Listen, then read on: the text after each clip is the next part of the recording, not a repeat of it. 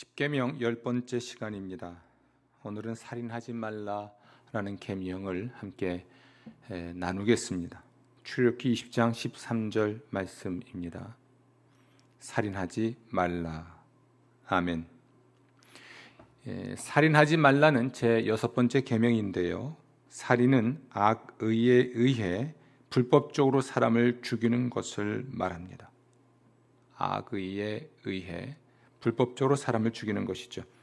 살인자에게 사형을 집행하는 것과 전쟁터에서 적군을 죽이는 것은 여기에 해당하지 않습니다. 사형제도는 현명하지 않죠.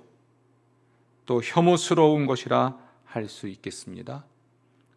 그렇다고 해서 십계명을 그 근거로 사용할 수는 없습니다. 이 십계명은 우리의 윤리, 일상의 윤리를 언급하고 있기 때문에 사형제도에 대한 지지이든 반대를 위한 것이로든 사용할 수는 없습니다. 살인하지 말라는 이 6번째 계명은 인간의 생명이 신성하다는 원칙에 기초를 두고 있습니다. 인간의 생명이 왜 신성할까요? 그것은 무엇보다 하나님의 선물이기 때문에, 생명은 하나님의 선물이기 때문이고요. 두 번째로 인간은 하나님의 형상을 지니고 있기 때문에 그렇습니다. 따라서 인간의 생명은 이 세상에서 가장 소중하고 신성한 것입니다. 그 생명을 끝내거나 인생의 종말을 명령할 수 있는 것은 오직 하나님뿐입니다. 하나님만의 권한입니다. 우리는 서로에게 있는 하나님의 형상을 존중함으로써 하나님을 공경한다 할 수 있습니다. 이 말은 가능한 한 모든 방법을 이용해서 서로 상대의 목숨을 보호하고 상대의 행복을 증진해야 한다는 것을 의미합니다. 제6계명에 언급되지 않았어도 살인이라고 부를 수 있는 것이 몇 가지 있는데요. 그 첫 번째가 악의입니다. 이 악의라고 하는 것은 그놈이 죽는 꼴을 보고 싶어 라고 말할 때의 마음입니다. 어떤 사람을 없애려는 욕구이죠. 예수님 말씀하십니다. 마태복음 5장 22절인데요. 형제에게 노하는 자마다 심판을 받게 되고 미련한 놈이라 하는 자는 지옥불에 들어가게 되리라. 마음속 증오 역시 사람을 해치는 폭력이고 살인이라 할 수 있습니다. 또 제6계명에 언급되지 않았어도 살인이라 부를 수 있는 것 또 하나는 다른 사람의 생명을 위태롭게 하거나 단축하는 학대나 폭력도 살인이라 할 수 있습니다. 이 군국주의 국가는 세뇌하고 신문할 목적으로 고문을 일삼죠. 기독교 국가에서도 범죄가 증가하고 있습니다. 제6계명을 중시했다면 이런 일은 일어나지 않았을 것입니다. 또 낙태 또한 살인이라 할 수 있겠습니다. 생명과학이 말해주듯이 태아는 임신하는 순간부터 인간입니다. 자궁 밖에서는 생존할 수 없다는 사실 때문에 태아의 인권이 침해돼서는 안 됩니다. 태아도 다른 사람들과 똑같이 태어난 다음에 극진한 보호를 받는 것처럼 그렇게 보호받을 권리가 있습니다. 낙태는 임신으로 산모의 생명이 위험해졌을 때에만 필요악으로 정당화될 수 있습니다. 그러나 오늘날 의학의 발달로 그런 경우는 거의 없죠.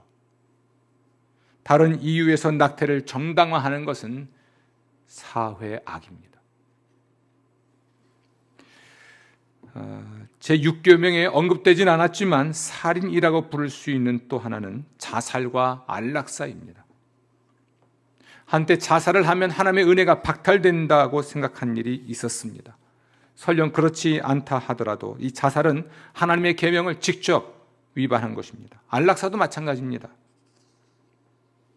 안락사 또한 원격 조정한 자살이나 타살과 다르지 않습니다. 고통을 줄이기 위해서 총으로 말을 쏴 죽이거나 약물을 주입하여 애완동물을 죽이는 것이 정당한 것처럼 사람을 고통에서 건져내는 것 역시 정당하다는 생각이 안락사를 뒷받침하는 것 같은데요. 그러나 인간은 애완동물이 아닙니다. 고통이 극에 달한 사람이 우리에게 안락사를 요청할지라도 그렇습니다. 자살과 안락사를 불법으로 규정하고 있다면 그것은 옳은 일이죠. 의식을 회복할 희망이 없는 경우, 육체를 죽게 내버려 두는 것은 안락사가 아닙니다. 그 가장 중요한 의미에서 그 사람은 이미 죽은 것으로 여겨야 하지요. 다만 어려운 건 의식을 회복할 수 없는 상태에 이른 시점을 언제로 판단하느냐 하는 것입니다.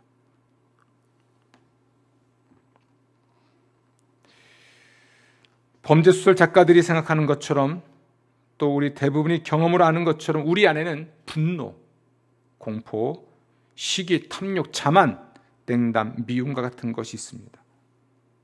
우리 안에 도사리고 있는 이런 유혹이 적당한 핑계만 있다면 언제든지 우리를 살인자로 만들 수 있습니다.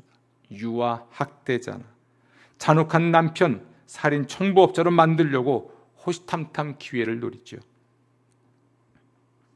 사람의 마음속에 있는 이런 모든 악을 퍼낼 수만 있다면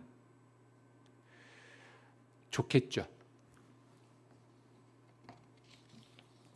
다행히 우리 안에 성령님 계시고 우리가 성령을 좇아 행할 때에 우리 안에 있는 모든 부정적 감정들이, 파괴적인 생각과 감정들이 치유되고, 그러므로 우리가 물리적으로 사람을 죽이는 일은 하지 않을 수 있을 것입니다. 그것이 어떤 형태로든지 간에 생명을 존중하고 생명을 사랑하는 여러분 되시기를 부탁을 드립니다. 주의 생명의 복이 여러분과 함께 하시기를 기원합니다. 아멘.